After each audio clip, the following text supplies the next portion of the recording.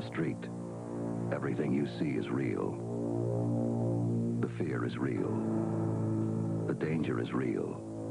But on the street, the real trick is staying alive. Vice Squad, the real story as you've never seen it before. Rated R. Starts Friday, January 22nd at a theater near you. Next week on the Drive-In Asylum double feature, our two presentations will be Sam. Oh, hey, the Slayer. Sorry, I put the spotlight on you too soon. No, it's okay. It's going to be the Slayer, and it is going to be what was the other? Oh, Vice Squad. I totally Vice forgot Squad. in between all the craziness of the last segment. Slayer looks great. I don't think I've ever seen that one. It is pretty great. Sam's we lost gone. Sam again. Yeah. Sam We'll would get have it been situated. tell us something about the Slayer, but have you seen the Slayer? Oh yeah. It's good. The Slayer's It's up in the store. The Slayer's pretty great. It's just this really bizarre slasher, supernatural slasher. It's one of my favorite kinds. Flash is my Yeah, jam. exactly. And it was in 1982. So it was like That's a right good in year. that golden era. A little late in the cycle, but never mind. It Then we takes get place later. it takes place on an island, just like this movie did. What was the other one that took place on the island? With the bee. Grim Reaper. No. Berserker. Oh, Humongous. Humongous. Not a bee. An obvious H. Not a bee. Wow, welcome back. Sorry. Okay. Yeah. The Slayer we were talking about. Yeah. The Slayer is pretty wild. It's a very strange movie, and I've never seen Vice Squad, but I've wanted to see it. Bill's told me I should see it. So what better place to see it than on the show next week? Nora's thrown down some fighting words about Vice Squad. No one needs to be mean to you about Damnation Alley, I think. Nora's coming to me. I'm feeling attacked. Yeah. She is. You can handle her though. I believe in Are you. you triggered by the Damnation Alley hate? Vice Squad. I feel like I saw Vice Squad too. Like when it came out. What year is that? 83, 84, Bill? 82. 82, yeah. 82. Good years. Yeah. I can't find our late movie overlays. All I can find is double feature. Look, there's double feature. Double feature. Anyway, yeah. Vice Squad's from 1982. It's Gary Sherman, the director of Dead and Buried. Yeah.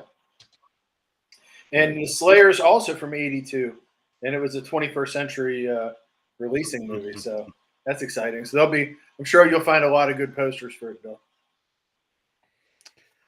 For what, the Slayer? Yeah. It had a very limited theatrical release, but I do have some newspaper ads to show for the Slayer. Awesome. It really did not get screened a lot, which is probably why Unkle Spooky hasn't heard of it or hasn't seen it yet. Because I was hitting them out of the park. I was like a good tennis guy as they were coming, and I was volleying them right back. I caught them all. Yeah. What are some of your favorites? Oh my God! House on Sorority Row. I mean, 81. But My Bloody Valentine's my favorite. I like the Friday 13th, the first one, and the second one, third one. Then they all kind of grew on me a little bit. But what else? It's another good slasher. How's the Newlywed one? I forget the one the guy kills them before the night of their weddings. Hatchet for Honeymoon? No, that one I would like to ask you about later. That's a much earlier. I will say I love Hatchet for the Honeymoon. That one's really good. That holds up. Yeah. No, this one's Tom Hanks' first movie. Oh, He Knows You're Alone. Yes. Yeah. Is that one any good? Yeah, I dig it. I don't remember much about it, to be honest. I saw it on HBO, of course, because I watched all this stuff. I had to wait though till it was on HBO. It's a bummer. You had to wait a whole year to see it. Nah. Sometimes it did not.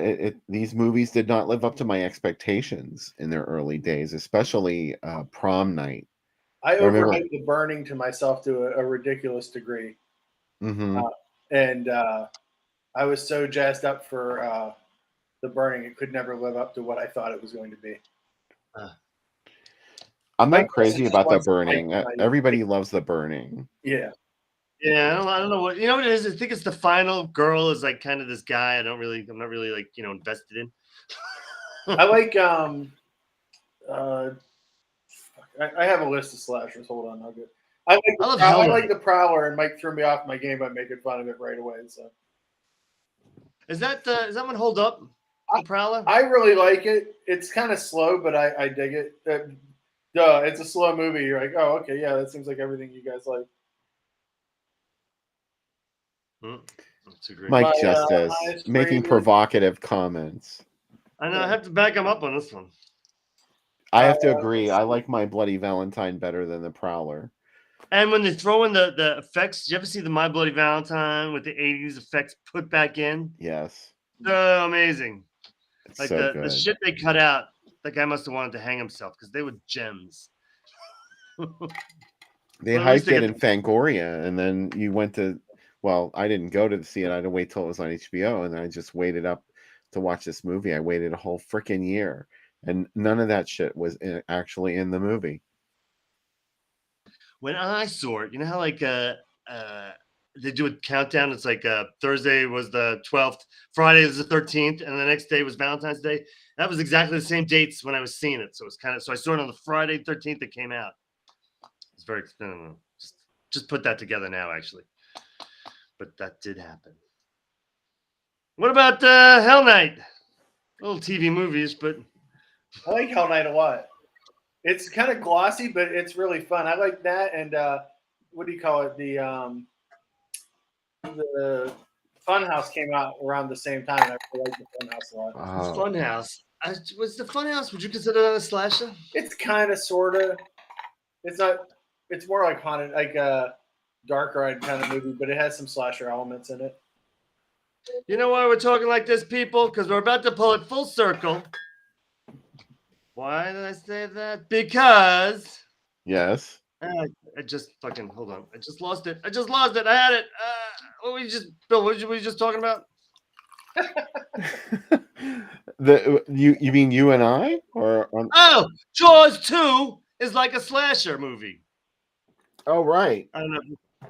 Which brings us back to John Hancock, the director of this one. Full circle. The scariest thing about this movie was, well, two things. Uncle Spooky brought one up. One, they move into this house and there's no problems. There's no bugs. There's no dust. Everything's fine. And then later on, they get into bed in wet swimsuits. Those beds are all dusty and filthy, and they're just wet swimsuiting it into the bed. I don't know. That's when I knew she was crazy. She was Like, okay with all that. everybody in that house had problems. They were bathing in the lake, and that made me think that maybe they didn't have running water in the Bishop house. They're hippies though, so we don't really need it. But that was a really good like breakdown, like lonely scene where the clock is just moving and you're just laying in bed with a single tear coming down your cheek and you can't move. And you're sitting in a wet bathing suit. Their plan to make money was to take antiques out of a house that everybody thinks is haunted and try to sell it to a store in town. And people are like, yeah, we're not going to be able to sell that in this town. She's like, you know what they're worth in New York? Yeah, but here, everything's haunted. I was like, oh, okay. I don't think the moments like that are as possible today as they were then. You would have to be very isolated and unable to connect to the internet to have one of those lost I'll just sell afternoons. this shit on eBay then. Fuck you. I got a Shopify store. I'll just sell them on there. I also like the scene where she's chasing that girl and the girl moves the one branch that's just like, I know it's supposed to be the idea that they're in these heavy woods, but there's only one branch that comes out. She moves the branch and then Zora just runs into the same branch and does it. It's like, poor Zora. That was Zora's story the Yeah. whole movie. When she runs through the poison, see the guy with his throat slit, and then she's like dumbfounded, and the thing comes back and smacks her in the face again. Oh yeah. You know, Why was she put out an running through that poison? Wasn't that pesticide? Yeah, That so he was she knows spraying? she's dead. She's got cancer for sure. She just gave it to herself. Yeah, Dan Sitch noticed how Jigunda that base case was obviously, because there was going to be a girl that had to fall out of it. But It was supposed to wow. be a coffin. It was very coffin-y. That thing was gigantic. That was kind of a piece of art, though. Like when you're looking at it, that would be really cool to have in your house. It looked You have the room. self-made. I think I'm going to go But you- do some graveyard rubbins tonight after we log off. I'm going to. I'm really into No, that. you're not. Yeah, Don't say that because it's illegal. I know. I don't. Maybe not if you're doing it with your fingers. Yeah. There's some like pen tool or something that you can't get. Yeah, So I don't know if you could just do it with your fingers anymore, like she was doing. Jessica was not breaking the law. I'm sorry. Just her sanity. yeah. She's like, they didn't have TV, so they're like, what are we gonna do? Like, let's go do some rubbins. There was no swing. There was no upside down pineapples in that house either. You'd think with two hippie couples there'd be some Fleetwood Mac action, but there wasn't. Yeah. They were very chaste hippies. David's onto it. Yeah, David came to church. yeah. It's nice to see you, brother David. Welcome to the congregation. No, I think this is Oh, a really it's one of those movies that you could read really any theory into it that you wanted because it's so obtuse. Jessica Maybe. never got out of the mental institution. This Yeah, is her she's thinking still that in she there. could make it out and what would happen. Is Frank still here? Frank had a good one from before. I'll see if he's in. I'll let him type it himself. But he was like, he put it out there, and I was like, no. And then he like gave me a couple of sentences, and I was like, oh wow. Thank you for reminding me of that. He sent that to me, and I meant to read it on the air. Frank Polvino. Oh my god, that's perfect. If you are still watching Frank Polvino, I need a minute to find his message. The guy got his throat slashed and still went to work. I didn't get that. I guess she was just, they were just fucking with Jessica. Yeah, so Frank this says he point. thinks she's dead the whole. So this is a Jacob's Ladder situation for Frank. I know, that's the best thing. You can look at it 100 different ways. Yeah, Yeah. Well, he says, wow, it's really long, so maybe I won't read the whole thing. Read it in a funny voice. Madness or sanity, dreams or nightmares. I don't know which is which. Maybe you could summarize it for us, Frank. Oh, he did. I think she's dead the whole time. So yeah. But then he backed it up, and he had some Mhm. good points backing it up. That's awesome. Yeah, Like, I think you can look at it any which way you want. They're the cleanest hippies ever, except that again that they don't have running water, and they take baths wearing swimsuits because there were no nudity clauses for any of the actresses. So they're like, you can get in a swimsuit and take a bath. Like that seems ridiculous, but they did it. I was thinking of Shockwaves too, Dan Sitch. Every time I see this movie, I'm like, this is a subgenre. Flashback movies where there was a girl in a rowboat. Yeah. Grumpy Cow's wife. What And that weapon which did you play the sequel, Bill, of her in the other video of her? I didn't get to see the beginning, so I was relogging in. Yeah, it's right here. You want to watch it now? Yeah, let's do it. Make it big. Glad you did. In just a few moments, we will return to Something Evil. Good.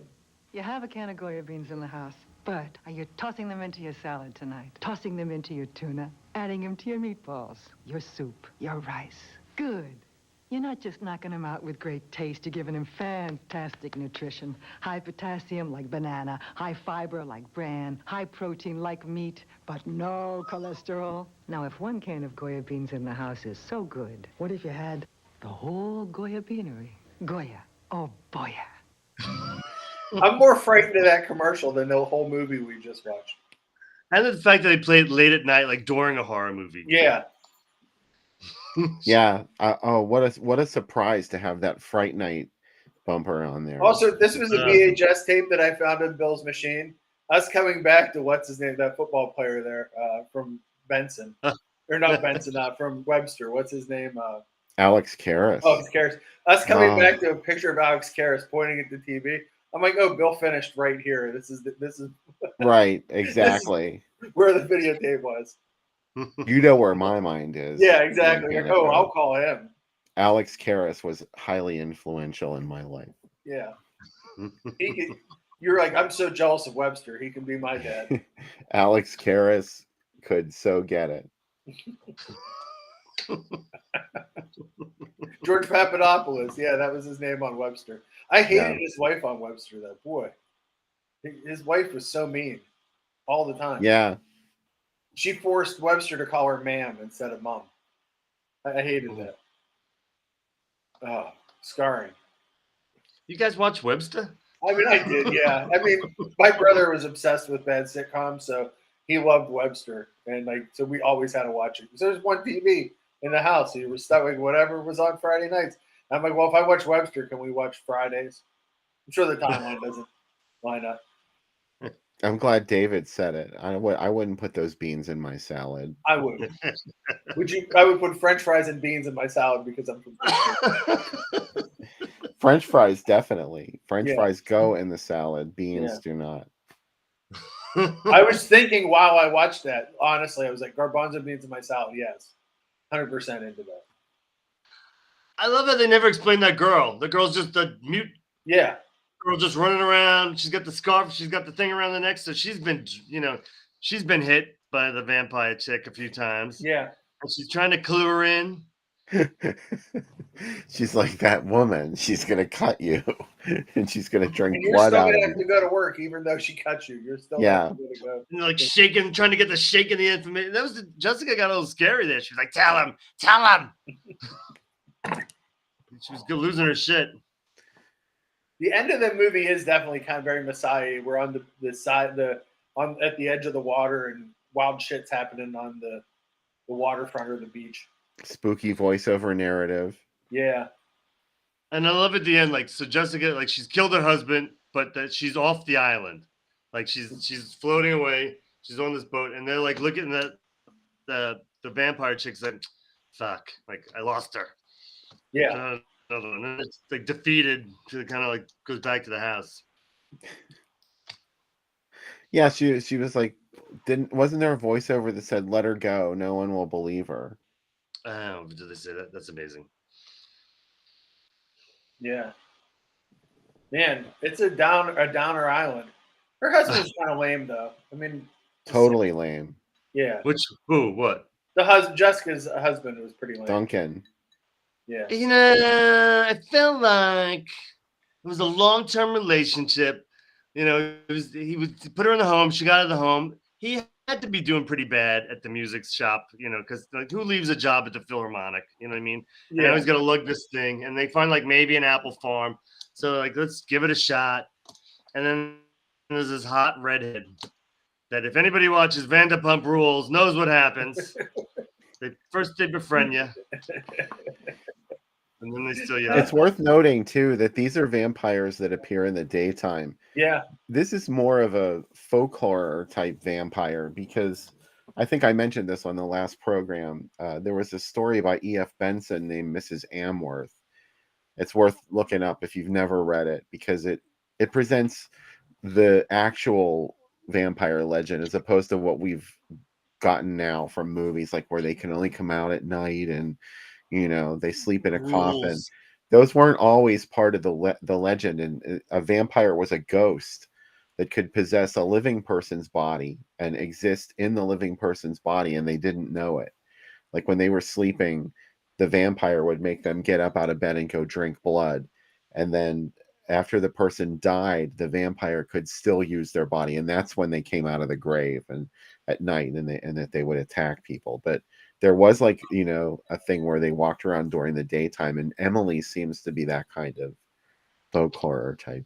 Uncle Spooky made me think too. It's like, can you imagine the husband's resume? It's like he goes in for a job interview. They're like, first you were at the Philharmonic, yeah, and then you became an apple farmer. Yeah. Why did you decide to do that? Well, my wife's fucking crazy. Oh, okay. Well, that makes sense. Like, it's such a weird career path. You don't get any points for caretaking. No. Wasn't a good decision. I just wondered why he used all his money to buy that place. They couldn't even afford. He's like, we have to go sell some of this shit in this house. Otherwise, we're not going to be He able to didn't have eat. any money. And also, He like, got fired they're for no money. outsiders in this town. Who is going to buy apples from them? Are they going to take apples to the city? Was he an apple? I mean, I don't need the whole thing explained to me, but still, there seems like there's a lot of steps of being an apple farmer for a neophyte apple farmer. Maybe start with a couple of trees instead of like I'm just going to give up my whole life. And I feel like maybe that's why they brought up Woody. Like Woody knew a little bit. yeah, he He knew was to like, I know how wear to a gas poison them. mask unlike everyone else when you're around poison. I'm sure that business is like anything else. It's all about relationships and business relationships that you have with people, and you can't just wander into something like that. And it looked like they had no idea what they were doing. Yeah, that was gonna fail. And plus, they have all these apples, and they're on an island. Who's gonna buy them? Yeah, Don't think about that, Uncle Spooky. I agree. Laura said that the husband was probably 35. He was a 1970s 35, which is like a 65-year-old person today. Like Yeah. in the 70s, if you were in your late 30s, you were like ready to die. It was harder Yeah. living back then. There. Yeah, I like that's a great title.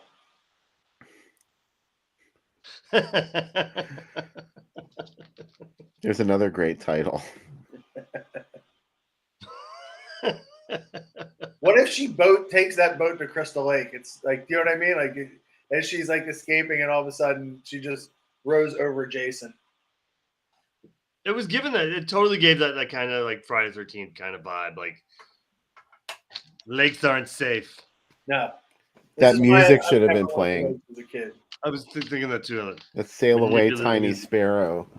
That synthy thing that plays at the end. I love that. I put that on and listen to it just for enjoyment. Do you keep it on with the horror bumper at the end where he jumps out of the window? No. I don't listen to that one. I don't want to be That scared. version. I have a mix for cutting grass, and I forgot that I put the theme from Cannibal Holocaust on it, and I was like really sweating when I was cutting the grass yesterday, and a Crucified Woman came on, and I was like, that's such a beautiful song. I can't believe you make grass cutting playlists just like me. Yeah.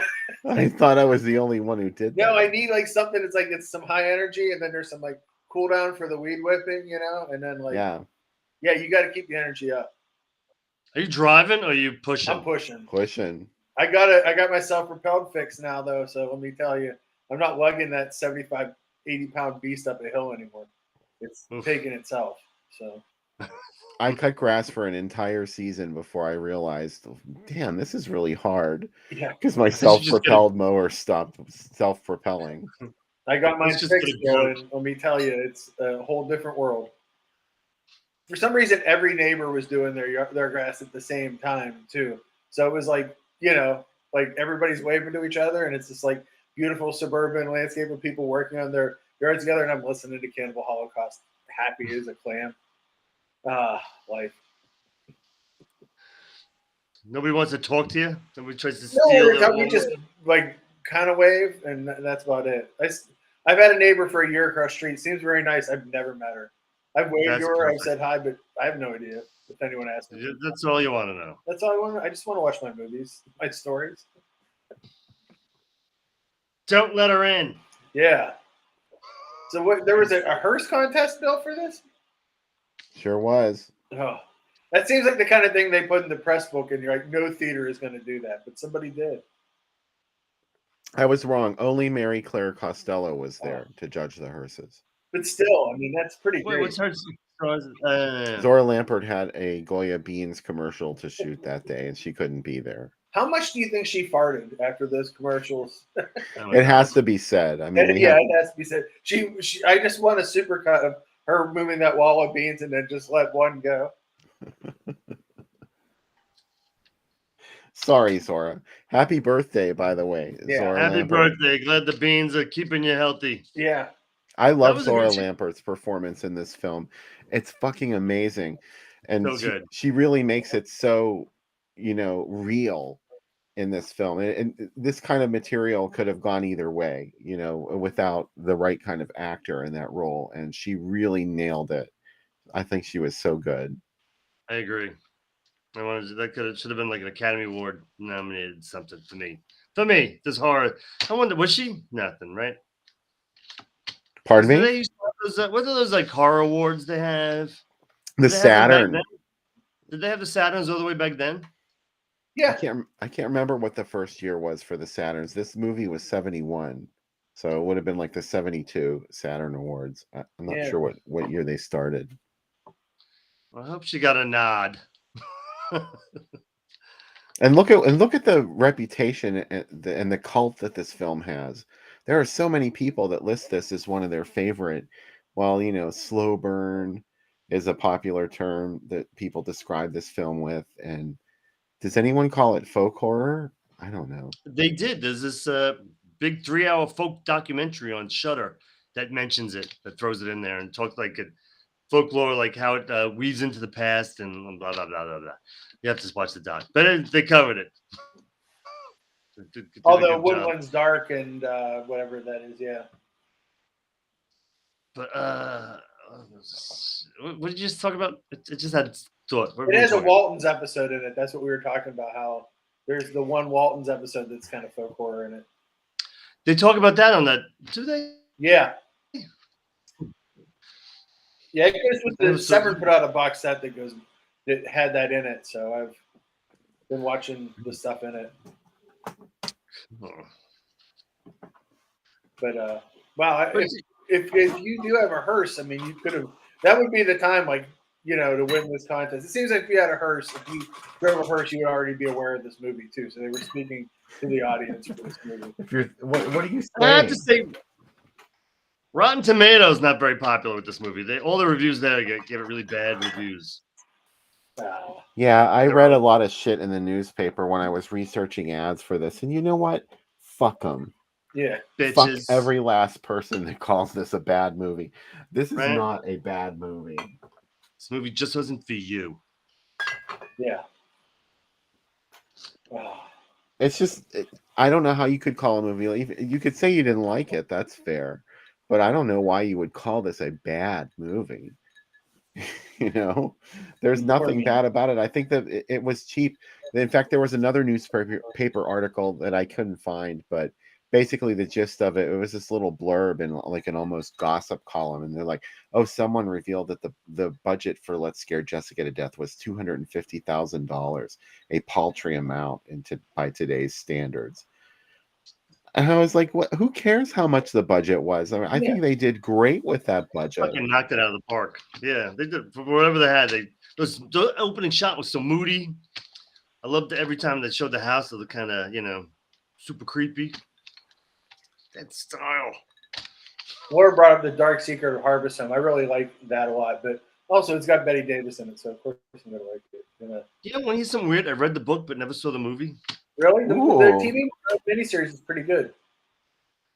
And it's what's her name? It's like so one of the Arquettes, first somethings. Yeah, Rosanna Arquette, right? yeah.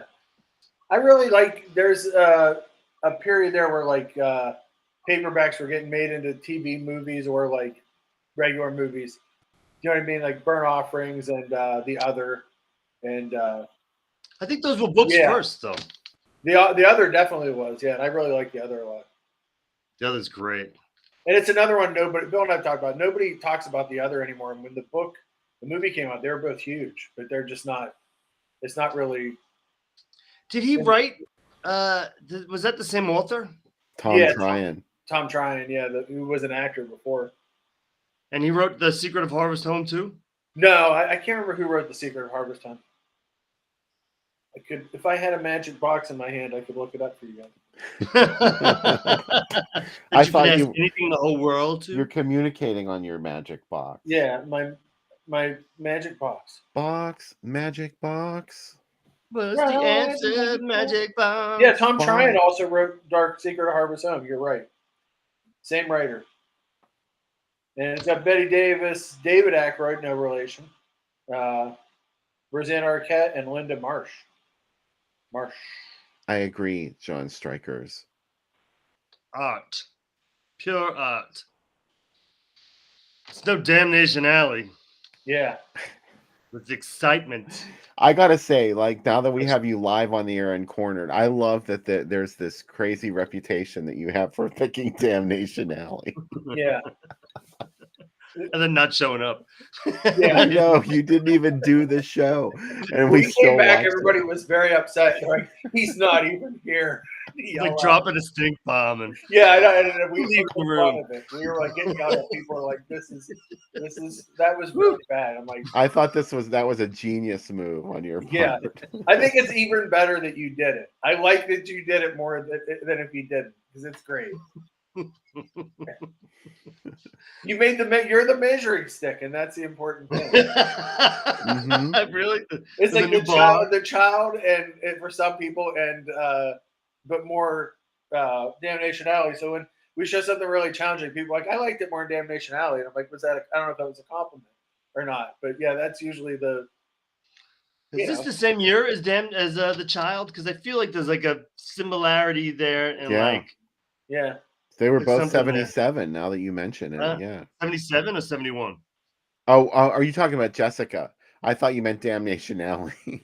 No, Jessica was 71 and the child was 77. Although I think they filmed the child in 76, but it didn't come out. All right, so they have no excuses. It's okay.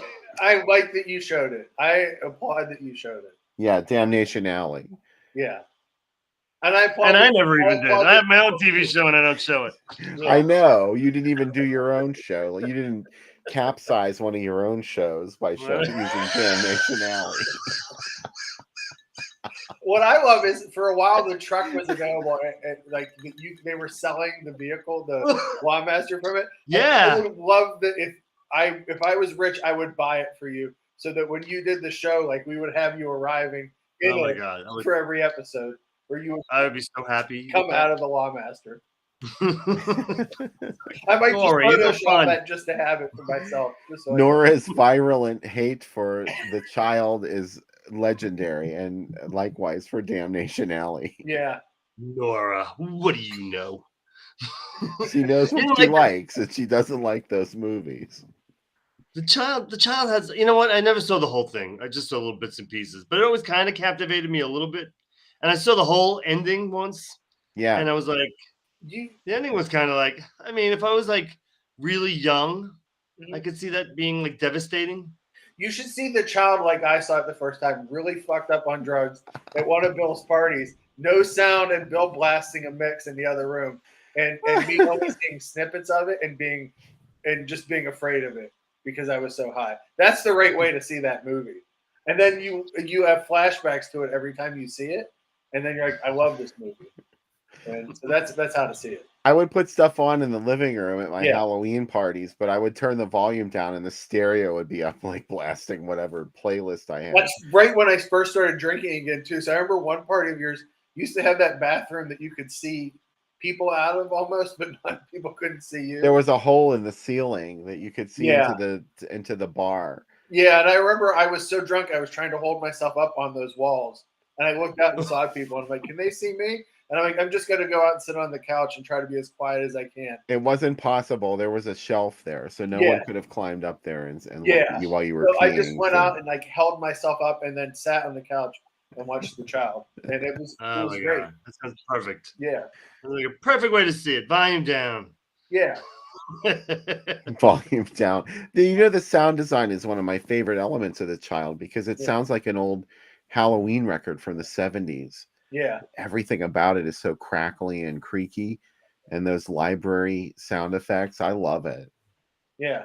I'll go to my grave Bill used to have a movie running in the other room, though. I try to do that at my parties. I always usually run trailers, and then Bill and I end up just sitting down and watching trailers together. When I DJ'd, I used to make VHS like fan edits of stuff. Yeah. And I would like Mommy Dearest. I would make like a special supercut of her slapping Christina like 15 times in a row and like cutting her hair off for 20 minutes. And I would just play that while I was DJing. They would play behind them were so like inspiring of like all the double footage and stuff they would pull from movies.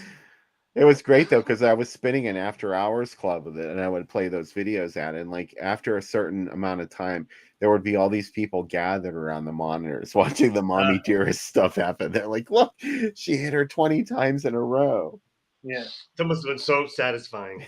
It was better than the music I was playing. After hours. That sounds like a story. Yeah. Oh my Why don't God. you tell it? Have you been, Sam, you're from Pittsburgh. Have you ever been to the House of Tilden? No, I know about it, but I was never there. House of What is Tilden. it? House of Tilden was one of the only after hours bars in Pittsburgh, like in the downtown Pittsburgh area. And it was gay owned and operated, and sort of, the main audience was gay, or the patronage was gay, but it was one of the only after hours in Pittsburgh. After So we hours. got it was a mixed crowd after a certain time. Like a lot of straights went there too. It's not like they didn't know, but like, they just went there. No one bothered anybody there. It was always really harmonious. But yeah, that was the crazy place where I played the Mommy Dearest Megamix. Ah, and it was a hit after Mhm. hours. Is it still there or is it gone? I think it's still there. Let's toast it to still being there after House hours. of Tilden. The Clink. stories I could tell about House of Tilden, I'm not going to say them on the air because they're pretty scandalous.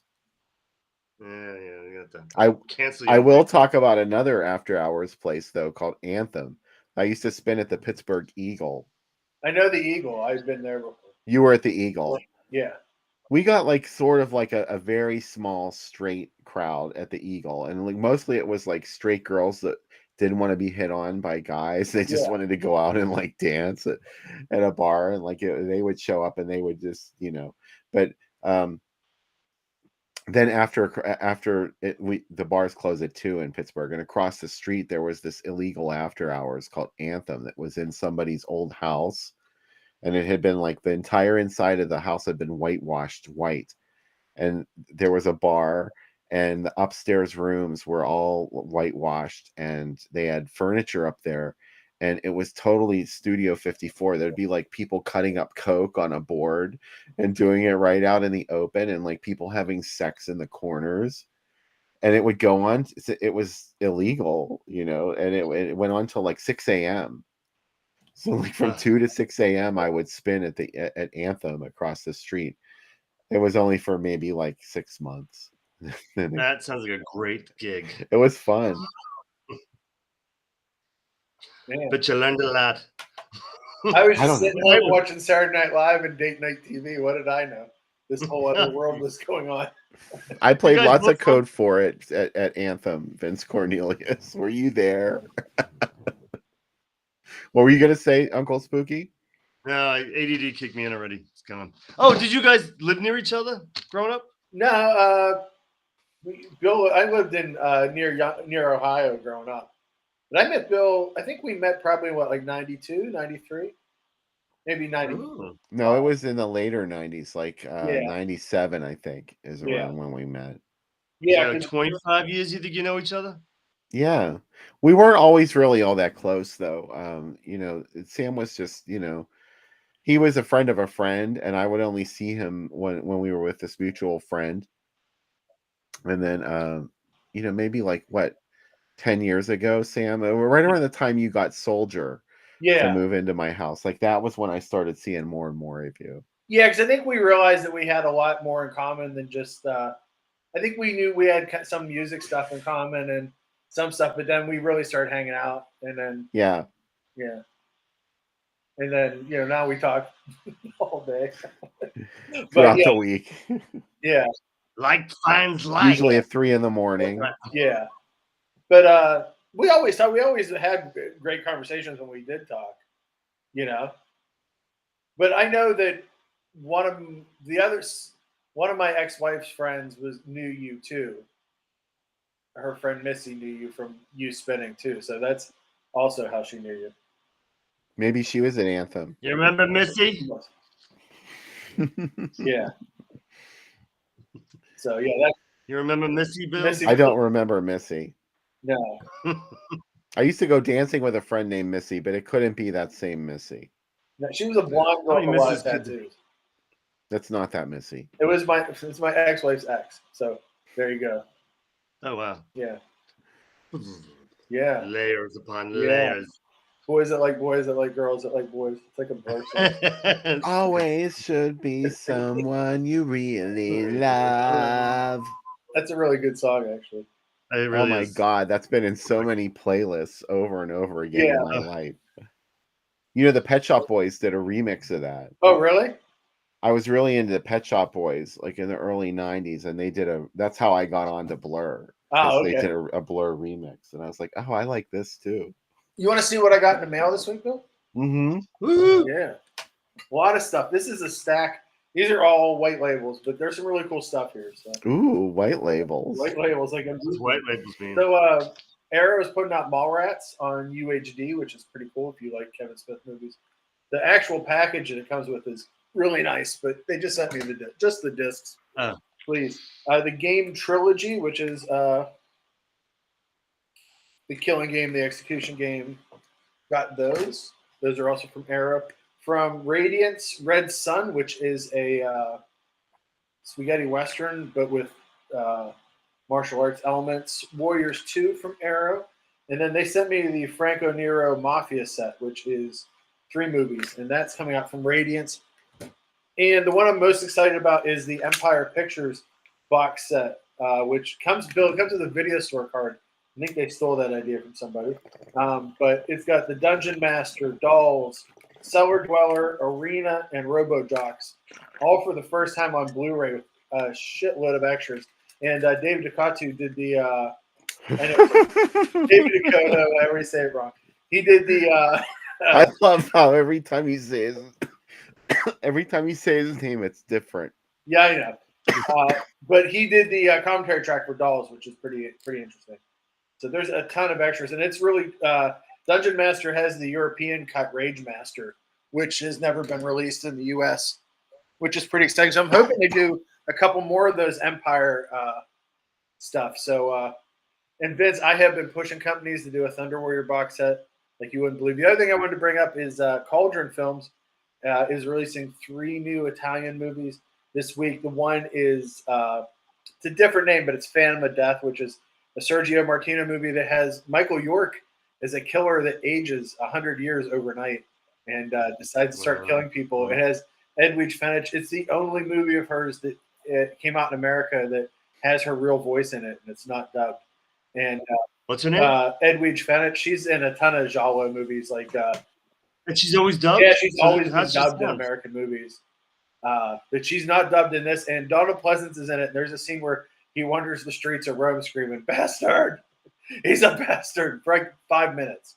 It's great. The other ones are Top Line, which is a movie where Franco Nero gets into a they live like conspiracy. Bill, you'll love this movie because it is literally an hour of nothing happening.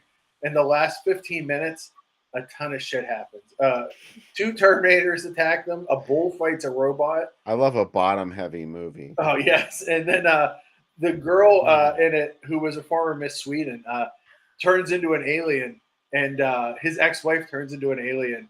And it's fucking crazy. Franco Nero, As they do. Franco Nero completely sleepwalks through this movie. Who are you? It's awesome. And then the other one is The Last Battle, which I wrote about for Driving Asylum, which is a movie about football players fighting drug dealers.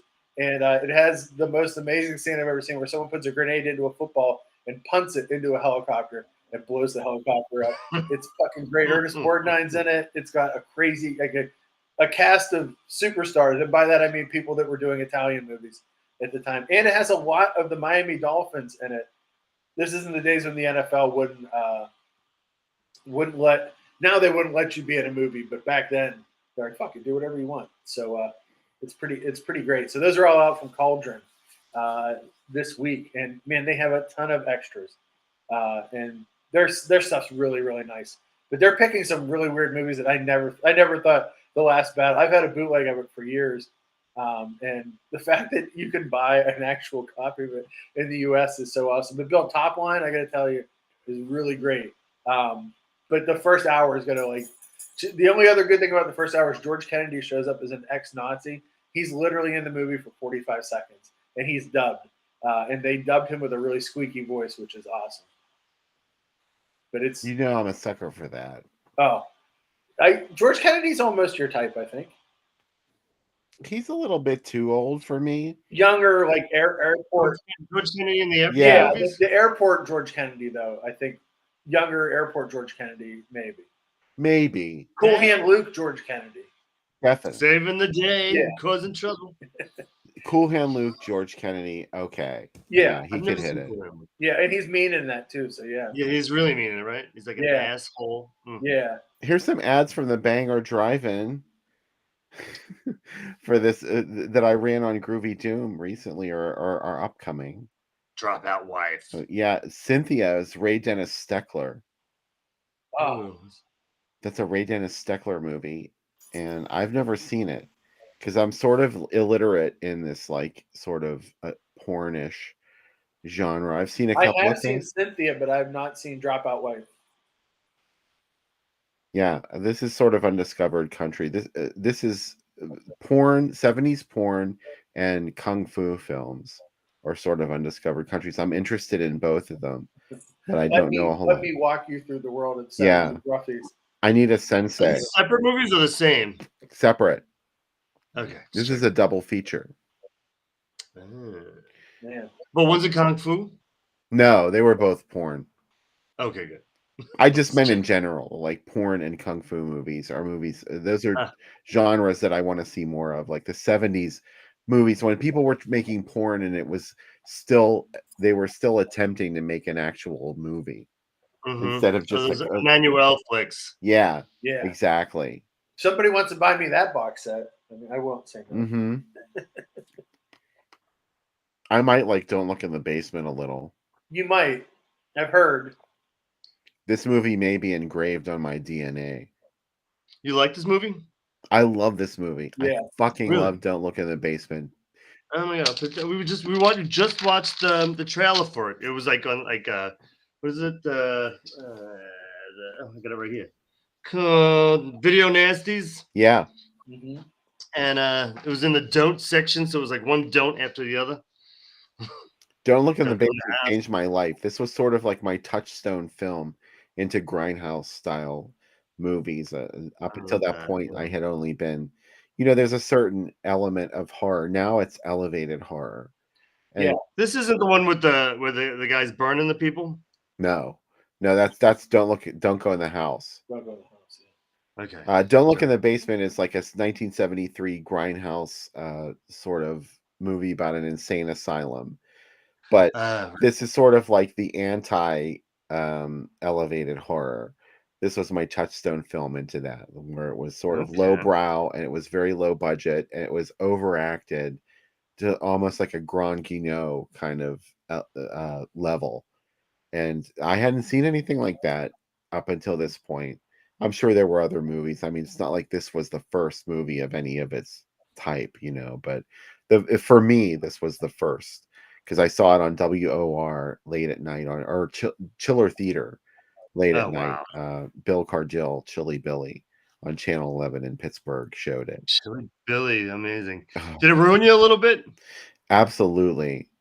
I didn't understand it. Like it took me a couple of watchings to actually, because I was little. I was more used to like, oh, Frankenstein comes out. Here's the horror part. I didn't know how to read into things yet. And once I really was able to read into, like, I remember I got it finally when I watched Don't Look in the Basement. I'm like, oh, she's a patient in this insane asylum. And that other lady doesn't know she's a patient. She thinks she's a doctor. So I started to really get into it. I was like, wow, she's insane. This woman doesn't know it. So I really got into Don't Look in the Basement. It changed the way I looked at certain kinds of films. I just put it on my list with a star. It belongs there. So here's George Romero's Season of the Witch. I really like this movie a lot. I went back and watched it again, and I liked it way more this watch than any other time I've watched it. It's got some great furniture in it. That's Hungry Wives, Yeah. Season of the Witch. Yeah, this was a movie. It wasn't a porn film, but they marketed it as a porn film. It has one kind of sort of sex scene, but it's not that dirty or exciting. It's amazing what passed for pornography Yeah. in the early 70s. And this was even after Deep Throat. Yeah. So there was such a thing as hardcore pornography at this point, and this is not it. It's just sort of like, titillating, but not totally hardcore. Yeah. Do you think that's an okay way to describe it? Yeah, I think definitely. It has some interesting stuff where like the daughter ends up sleeping with the boyfriend of her daughter. I mean, the mom sleeps with the daughter's boyfriend, and like the end of it's great. That it's interesting, I would say. It's not great. It also has a great the food land it used to be in Forest Hills is featured in it. So like I kind of like seeing old grocery stores from the late '60s, early '70s of Pittsburgh. Oh, that was too amazing. Unkissed Bride.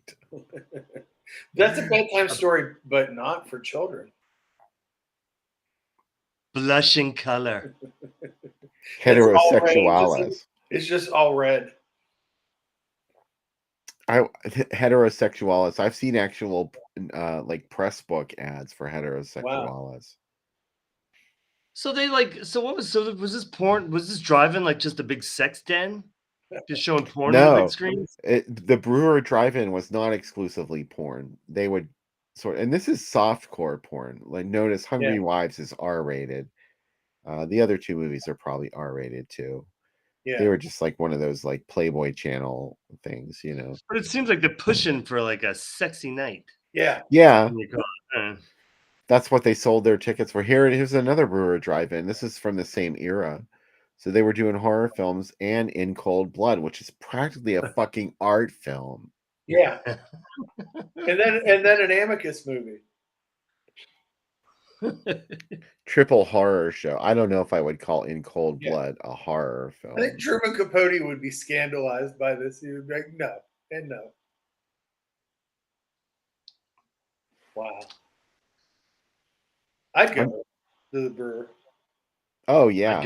I would have been at the Brewer almost every weekend when I wasn't at the Bijou. Yeah. Oh. Here's another Brewer. Yeah. Oh, my God. Brewer is a sister city of Bangor. Brewer and Bangor. I like how they threw Mario Bava's name in here, just so you can kind of guess which movie that is.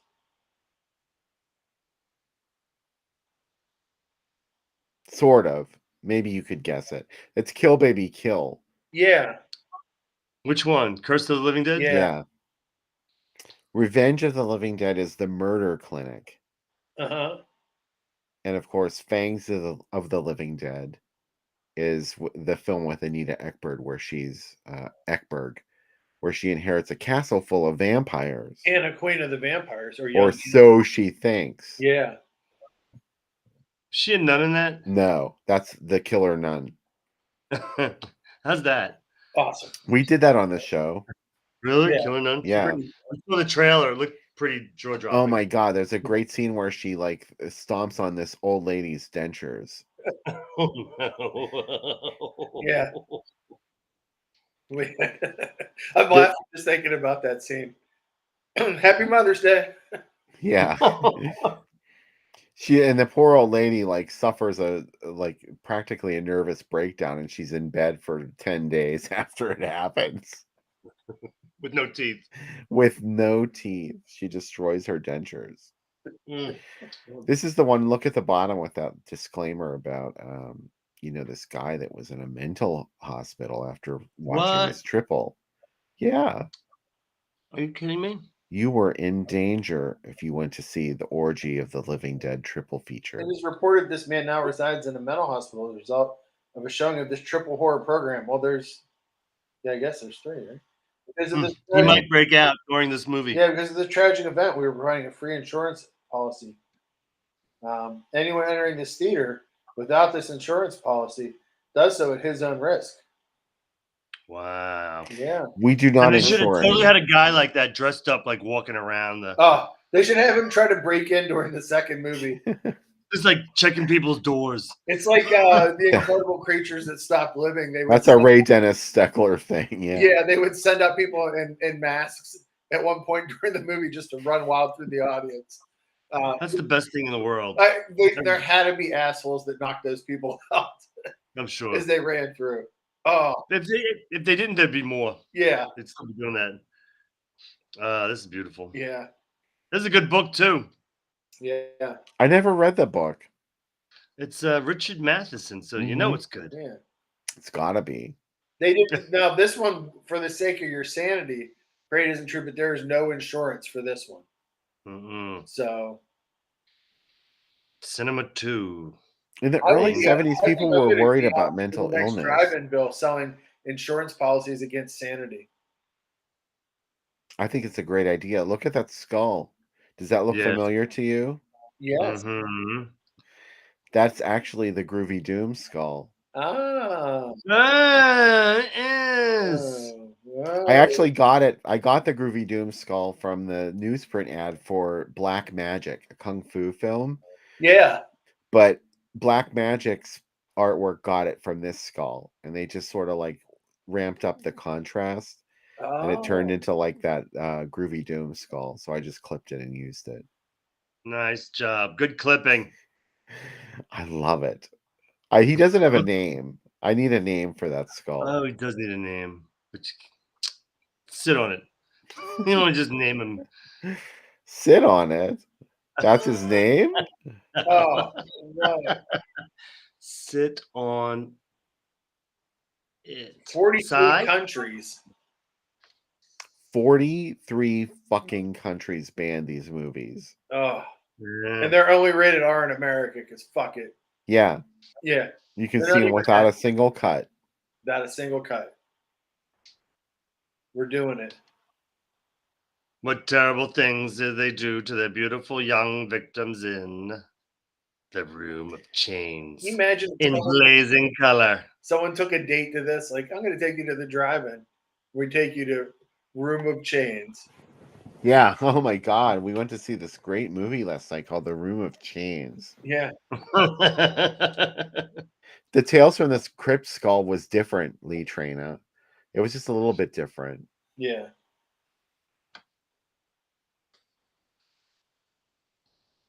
Oh. I love this movie. Yeah. Yeah. Don't say it. Hiss it. I think that was my introduction to Burt Dennett. What's his name? Dirk Benedict. Thank you. It is the third segment. I'm starting to mix up my words too, Unkle Spooky. The Boy That Cried Werewolf, too. Another RV movie, Bill. Yeah. Oh my God. I love the camper in The Boy Who Cried Werewolf. Is it possible in this day of age? Those it is who possible. believe are dead. Is that movie any good? I don't think I've ever seen that one. I like it. It's not great, but it's got some really enjoyable moments in it. Stunning. Yeah. Really? What do you mean it's not great? Take that back, Sam Panico. What are the 43 countries that keep banning movies? That's what I want to know. All those prudish countries like Outer Mongolia. I mean, you're praying to be banned from that, right? Just so you can put it on your. Definitely banned in North Korea. Yeah.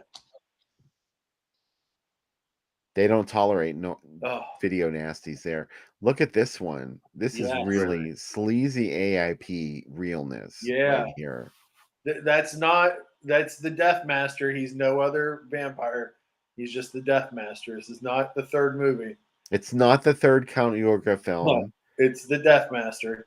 And Even though you may think it's the third Count Yorga film, but it's not, okay? Yeah. No, Laura has a good name for the Groovy Doom guy, Bonehead. That's pretty cool. Bonehead? Why didn't I think of that? That's brilliant. That's I like it. I think that's his name now. I think it is. Wow, she did it. Damn. Better than Suai, what I came up with. Yeah. Suai. Suai. Sit on it. Sit on it. Sit on it, Bonehead. Suai. So, what is Deathmaster any good? Yeah, I like it. It's very Manson-y vampire movie. I can't read what it's saying. What's the font say above it? An adventure in the ultimate terror, or the other one? Eyes of Right. hot coals, fangs like razors. Corda has left his grave. He's Cool. sort of like a hippie guru in it, but Yeah. really he's a vampire. Okay, don't tell anyone, but he's a vampire. Yeah. And he vampirizes people. Panic ensues. There's sort of a biker element to it, Yep. and it's really kind of groovy. Yeah. How is the thing with two heads? Oh, the thing with two heads is drugs. Yeah. The thing Really? with two heads is fucking drugs. Sam and I watched that at the drive-in together, didn't we? Yes, we did. Was it I magic? was laughing like a maniac through most of it. Wow. Thing with two heads is fucking amazing. I love it. I saw it when I was like in my like early teens, and I remember thinking, who would make a movie like this? And then it like shaped how I look at movies, because I'm like, of course someone should make a movie like this. Let's not think about that. Let's just enjoy that it exists. It's got a message. Ray Milland is a white racist Yes. businessman whose head is grafted onto the body of Rosie Greer, Exactly. who is Pam Greer's cousin. Yes. And the person that invented plastic canvas stitching. How about that? Rosie Greer did? Yeah, because he wanted to do needlepoint and his fingers were too big for it. So Yeah. he invented that, and that was his big contribution. If you to thought craft. Rosie Greer was a big dumb football player, you were wrong. He does needlepoint. He put Ray Milland's head on his body, and they rode a dirt bike together. My favorite part in that movie is when, after he has Ray Milland's head grafted onto his body, he goes to his girlfriend and she opens the door and she's like, "Baby, you get into the craziest shit." I love that, because she's just like nonplussed by it. She's not like weirded out. She's like, yeah, I guess, okay, that's how it happens. Look at this gorgeous thing. How? What an amazing! The Bijou is great. The Bijou was kind of the place where all the monster movies played in Bangor. Like, they got all the 50s AIP monster movies, Teenage Monsters, Teenage Werewolf, How to Make a Monster, etc. So have And- you ever done a spread of movies more than Psycho in the issue, in the magazine? Wait, what did you say? Have you ever done a layout of just movies that are challenging Psycho? Oh, no, that's a good idea though. Because that you can think of so many that are like more this than Psycho or the new Psycho. Like, I think that would be a fun layout to do. Yeah, that's a great idea. This one has definitely been in the magazine though, because of how similar those two images are. Well. Yeah. Yeah, I really love that layout. Gimme Shelter is amazing, isn't it? Mm-hmm. Yeah. Have you seen it, Uncle not. Spooky? Yeah, I've seen it. I love the Stones, actually, a lot. Yeah, me too. Yeah. And like my early art school years, one of the few cassettes I had was the Hot Rocks like double tape. Do you remember that? And like, I was obsessed with it, especially when you get out of the early like Beatles versus Stones stuff and get into the satanic Stones and like the psychedelic Stones. I love it. And then you get like the weird like Tax Shelter, we're gonna do a country album, Some Girls Stones, which I love that too. Yeah, see, Some Girls is my favorite era of the Stones, because they were like, that was just really weird for them to do an album like that. Have you ever seen the video of the tour they did? Yeah. Some Girls Live. Yeah. Like live, there's the Stones on record, and then there's the Stones live, and now it's just bullshit. But back in the 70s, they had sort of like fallen off out of their vitality, but there was this Some Girls period, and that concert that they did is fucking amazing. They're playing like really intense, like all the hits, but they're playing them like punk style almost, and it's really hot. I love that film. Really great songs, like "Girl with Faraway Eyes" is a great song. They bring that guy out to play the fiddle, and they have to tell him when to start, like live on stage. They're like, "Will he please play?" I love it.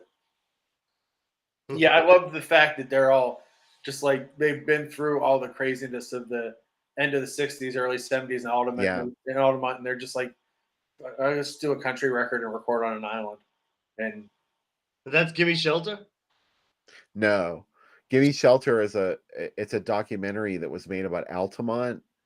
That it was after Woodstock. It was another big festival that was organized in California, and the Grateful Dead was supposed to be the headliners, I think, and then they backed out of it, and the Stones stepped in, and there were other people there like Jefferson Airplane, but unlike Woodstock, it just sort of collapsed and it turned into this like riot yeah, where the Hells Angels were there, and they were like, the Stones made the mistake of asking the Hells Angels to be their bodyguards, and like they thought it would be cool, like if a biker gang sort of like escorted them into the performance, but it turned really violent, and a couple people died. One guy got stabbed on camera. Oh Well, my God, you kidding me? And that's in the movie? yeah, it turned into a documentary about what a disaster Altamont was. It's really Yeah. amazing. I never heard of it. yeah. So I've heard the name, but I never knew it was that. Where's the other Stones Dog Cocksucker Blues, which they would never allow to be released too, which is really good. Yeah, I've seen that one too. That's Yeah. pretty good. Yeah. Yeah, I agree. I'm with the Stones up until probably Undercover of the Night's probably the last one of their songs that I really love. And that's like what? Or 83. Yeah. I like Dirty Work too in 85. Yeah. Dirty Work was still good.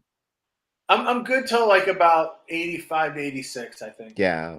That's Yeah. you can stop around that But time. Undercover of the Night's got that really violent, weird video for it, and I really like that.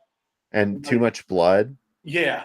Oh my God, I fucking love Too Much Blood. There's a 12-inch single for Too Much Blood that was remixed by the Latin Rascals. Oh, I didn't know that. It's No. like 13 minutes of madness. Like you could just tell like they did this remix back when you had to like get a reel to reel and make all these cuts with a razor blade and tape them all together. That's the way they did this mix. And it's the weirdest thing you'll ever hear. It's like the weirdest 13 minutes of Rolling Stones remix you'll ever I experience. love that. Yeah, they seemed like really weirdly dangerous in that to a point. And then now it's like, I realize everybody gets old, but Yeah. Have I even been lingering on this image for too long? I'm sorry. No, it's good. Next. I guess that's it. Next. Sorry. So on my site this week, starting tomorrow, I am gonna do every movie that the Video Archives podcast, Quentin Tarantino's podcast, did this season. So something like 36 or 40 movies in 2 weeks. So I got to watch a lot of stuff that were blind spots for me lately. I watched Coma today, and man, I fucking loved it. I'd never seen that movie, and I loved it. Also, Harry Manfredi loved it. Huh? Yeah, and I have a big crush on her now. She's amazing in that movie. As soon as she shows up in the first scene, I was like, oh, hello. Harry Manfredi had to see that movie because there's a piano sting that sounds exactly like Friday the 13th numerous times. Harry Manfredini. Harry Manfredi. Manfredi. Yeah. Manfredi? Yeah, I really did Coma a lot. I think it's good. So, hey, Sam. Yeah. Are you ready to do the giveaways? Oh, yeah. Let me load up my. We haven't even discussed the giveaways yet. We There are haven't hyped giveaways next week's tonight, movies, folks. Yeah. So let us know if you in the chat if you want to be entered in the drawing while Sam pulls up the software for the random name drawing. I will put these up on screen. What's up for grabs on my end? My Bloody Valentine. Edition, really good. Special edition means they got the extra scenes. It's a DVD. I think that the edited scenes are presented as a separate chapter. Oh, or so you can put them in as well. I have that as an exact case. You can kind of run it through. It just looks different when it plays. The Fly. Can you choose what movie you want to be chosen for or no? Yeah, you can choose the movie. Yeah. This has a slipcover. It's a DVD though. I'm not sure what year it came out. This whatever edition of The Evil Dead this is from Anchor Bay. There we go. It's an Anchor Bay release. One of the early ones. White Zombie which is one of my faves. I love Really? White Zombie. Yeah. Oh my god, I fucking love White Zombie. Bill, did I Especially tell the- you that Golden Ninja company actually did a transfer from a beat up reel and they didn't clean it up. It's a beat up version of White Zombie that's coming out. Oh, really? Yeah. Oculus. Marahara. I've never seen that one. And this great double of Strange Invaders and Toby Hooper's Invaders from Mars. That's really good. For $1.88. Yeah, I know, right? It's still in shrink wrap. That one's brand new. And Sam's got some stuff. Or do you, Sam? I have stuff downstairs. I can Oh, nobody- well, no, I can go down and get it if you want. you don't have to go down and get it if you weren't prepared. I'll We'll have just it get for over- next week. I'll have Next week. I have nothing new this week. We're already at so an hour and 15 minutes, so we might as well just do these giveaways and sign off. I'm getting the people on. I'm adding them to the wheel now. It's 3:08 a.m. Do you know where your children are? Time for perspectives. Polvino, Dan. Can I be entered in as a special guest host? Yes, Uncle Spooky. We will allow you to be in the drawing. Man, this wheel is packed with people. Let me see. Lee, Big Daryl. win. Full of winners. So if you win something you don't want it, can you throw it back in the pile and somebody else choose? Like say you win one, you got it, and you know, like Well, no, we let you pick which one you want. oh goody, go. Okay, I think I got everybody on here. By the way, if you're in Canada and you win, you've You've it's gonna lost cost- already. It's going to cost $16 postage, and I don't want to pay You $16 pay postage. for the DVD. For the So- $1.88. Yeah, I'm sorry, but you can still win, but you got to send me the money for the postage. All right, I have everybody entered. Bill, would you like me to start spinning? I can't afford it. Okay, yeah, go ahead. All right, here Who's we the go. first winner? First winner, it's spinning. Ooh, I hear noises. Oh, Tick tick tick tick tick tick tick tick tick tick tick tick tick tick tick. oh, it's right between. Mike Justice is the winner. He's always the winner. Mike Congratulations, Justice. Mike. Right on, Mike Justice. You win. Mike So, Justice. which of these God, good one. juicy Right, DVDs? Which one's Mike gonna choose? I'd like to guess which one Mike is going to choose, but I don't even know. Maybe My Bloody Valentine. Yeah. That's my pick. for It's Mike actually Justice. all My Buddy Valentine videos by the Noise Band and not and not the movie My Buddy Valentine. It's just the album Loveless. That's what he That's what yeah. you called it. You called it. Yes. Nice Mike job. Justice, this one is yours. Mwah. All My right. Bloody Valentine. You ready for the Yeah, next something winner, is- Bill? Yeah. All right, here we go. The wheel is spinning. Maybe you can hear it spinning, but it's spinning. Oh, it's right between again. Laura, you're the winner.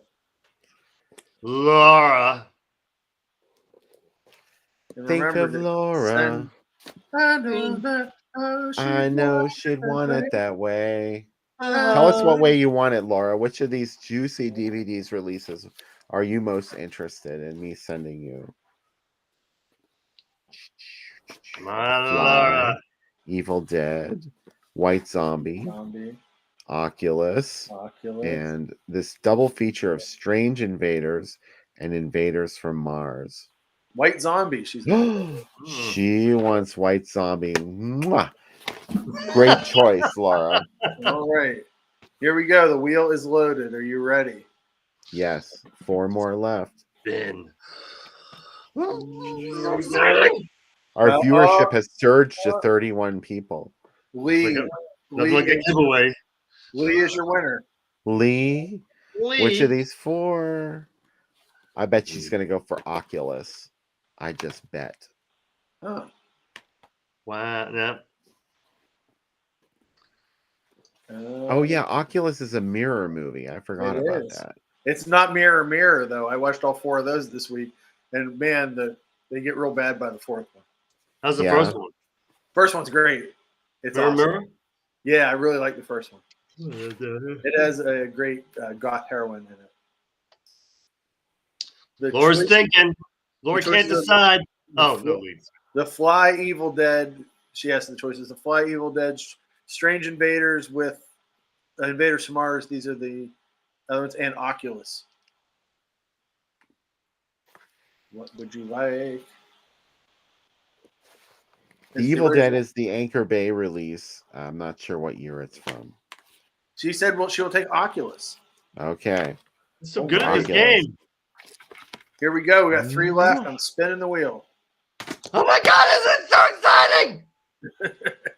Do you do this on your show, Uncle Spooky? No, but I've just realized I've got to up my game and get rid of Chris. some DVDs. Who? Chris, you are the winner. Chris. Chris, you always win. Yeah. Chris who? Oh, Chris Fasonic. Yeah, Chris was on it. The Sonic. What a great Tell us idea. Chris Fasonic. Yeah. I bet he's going to go for this one. Strange Make your Invaders. choice, Chris. Choose. Yes.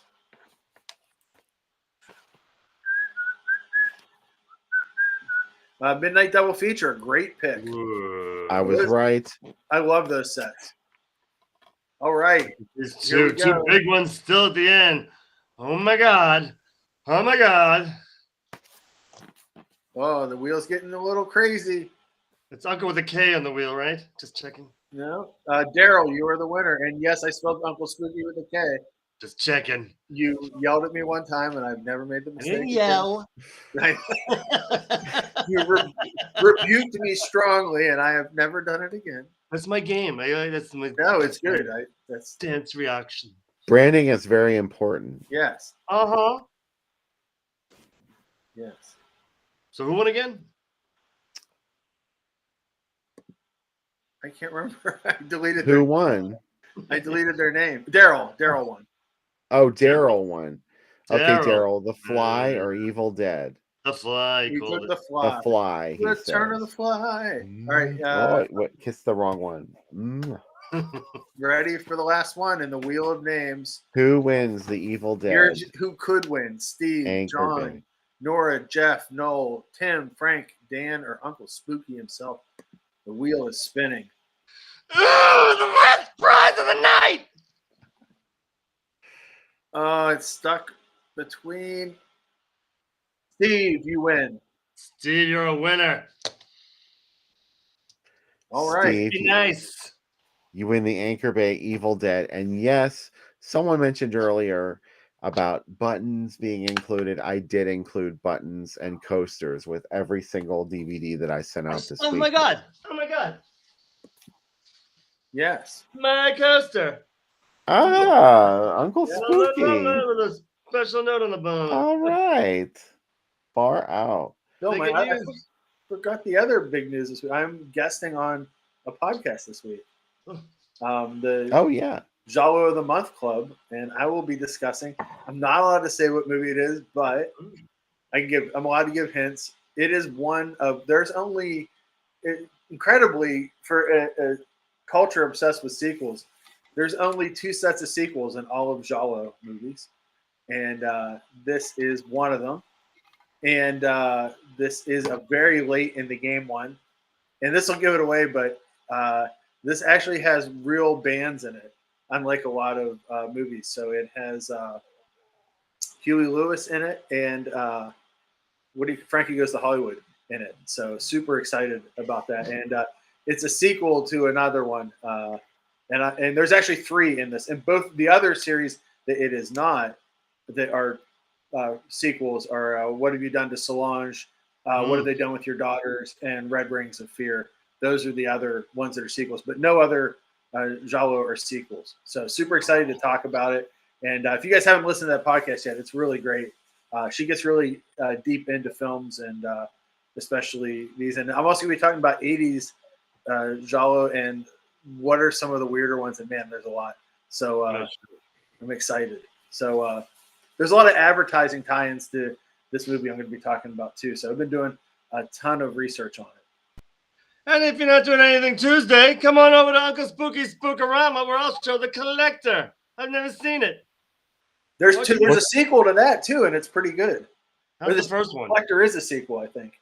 There is this. Yeah, what's The Collector? The Collector. I don't know. I've never seen it, but it's supposed to be a great movie. Mhm. I'll Wikipedia it and tell you all about it on Tuesday. But so if you want in, it's Instagram. Poke me on Uncle with the K, Unkle Spooky, and just PM. I'll put a little poster out. You say you like it, I'll invite you. It's a Zoom meeting, but they're fun. They are fun. Yeah. Not like work. So Sometimes I find out about them too late, like the one where you watched Let's Scare Jessica to Death. Yeah, I should make the poster tomorrow and put it right out. I've been very lazy about that. I'm bad about that. Marketing. I need an intern. If you find one, see if they can intern for me too. You seem like you're doing pretty good. You should totally get an intern, right? Like I feel you put out so much stuff, like output that there should be like, no, wouldn't they learn something from you? Oh, absolutely. They would learn how to do something and nobody knows. Yeah. I want that. We're getting an intern on my team this week, which is great because I don't have another writer. I'm the only writer, so I don't know how that's going to fix anything, but we'll see how that works. An intern who's they're gonna write. Yeah, for my real job, not for this. I need an intern for my site because I'm the only person that writes for my site too. So yeah, that'll be interesting. I have a program that tracks how many words I write a week, and it's very upsetting how many. There's a lot of words. Is that like the equivalent to people's step? Yeah, exactly. I track my steps and my words now, so it's all worked out. Yeah. Oh, and if you live in Pittsburgh, Martin's going to be playing here the first week of June. Pretty exciting. In a theater, no less, right? I know. Oh my god, you're both going? It's on a Saturday night. Bill and I have to talk about it. Yeah. We still have to discuss that. I don't know. Yeah.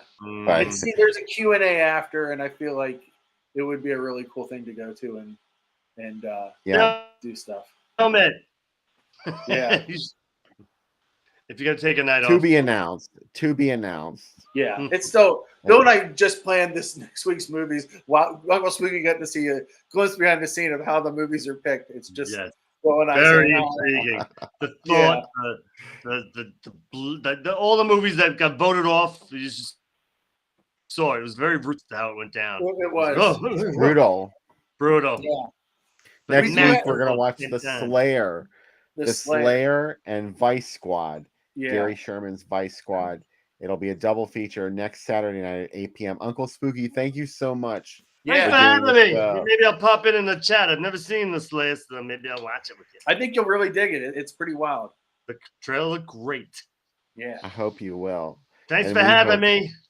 We hope you will all come back next week and hang out with us and watch some more fantastic films on the Drive-In Asylum double feature.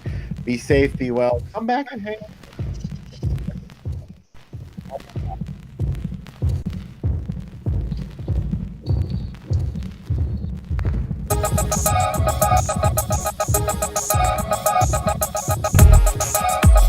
Under 17 not admitted without parents or guardian.